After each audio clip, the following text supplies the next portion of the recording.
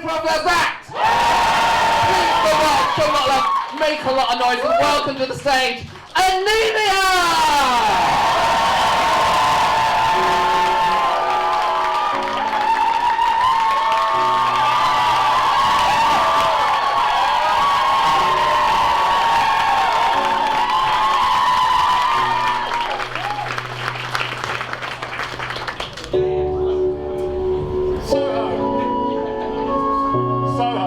In the 1980s, neon lights and darkened doorways inviting you to climb your very own stairway to heaven. Fashionable people clutching the grey brick and the Filofax, shouting "Taxi!"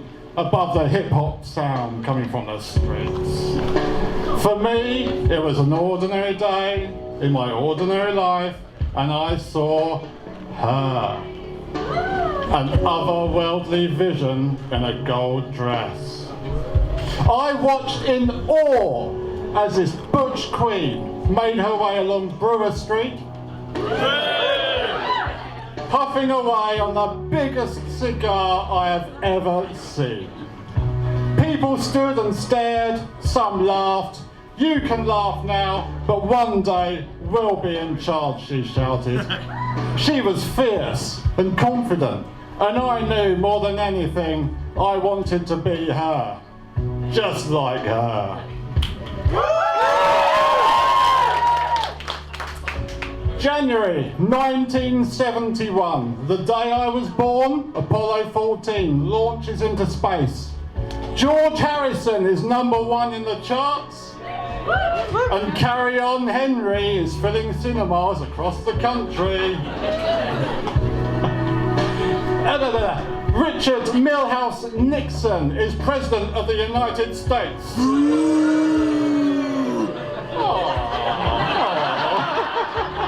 And toy manufacturer Mattel Inc.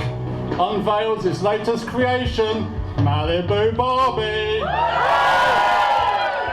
For me, the 1970s were dark times, and I took comfort from one thing: television.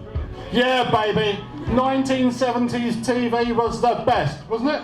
Yeah, of course it was. Kojak, Space 1999, Charlie's Angels, and Benny Hill. Yeah. In 1982, the family moved to Kent. The boom time of the Medway towns was soon over. Maggie closed the dockyard, jobs vanished, companies folded. School was horrid. I was picked on and bullied. The weird kid that loved science more than sports. Science is about discovery and learning.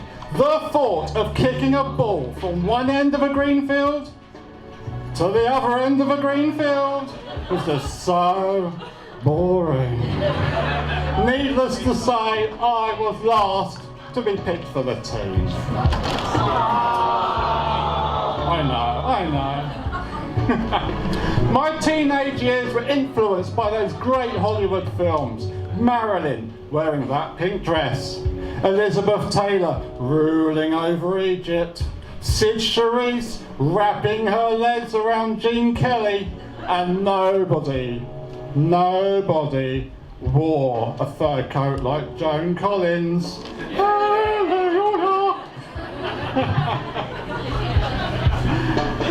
Sorry, I just lost my place. Sorry, darlings. Yeah.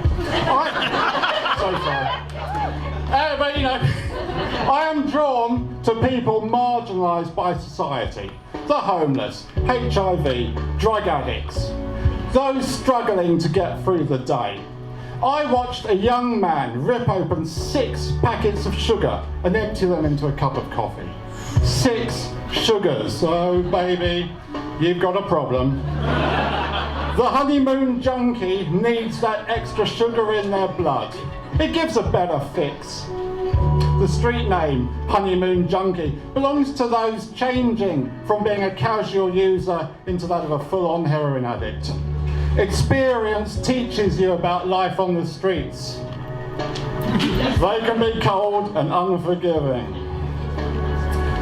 My first time in drag.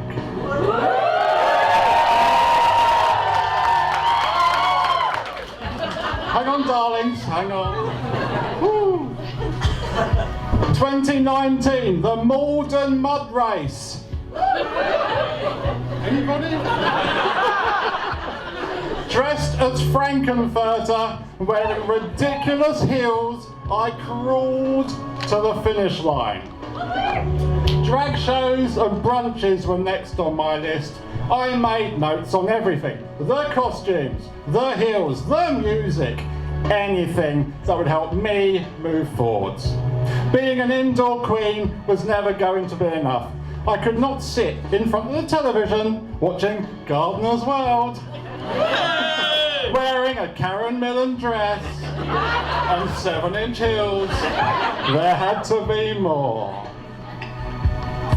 I've been a blood donor since I was 17 years old, but I was recently diagnosed with having severe anemia. My body has stopped producing enough red and white blood cells to remain healthy.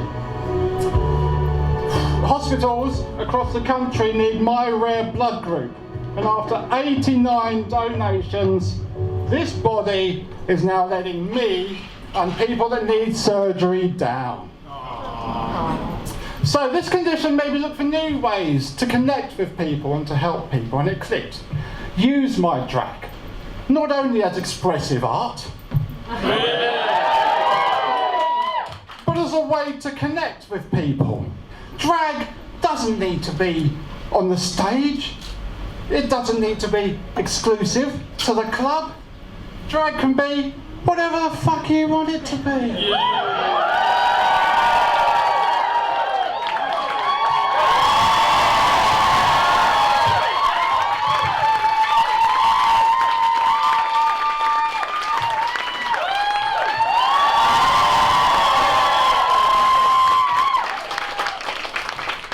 So, drag is transformation. It's art. It can be therapy. And for me, darlings, it was this story. My name's Nemia, and this is my drag.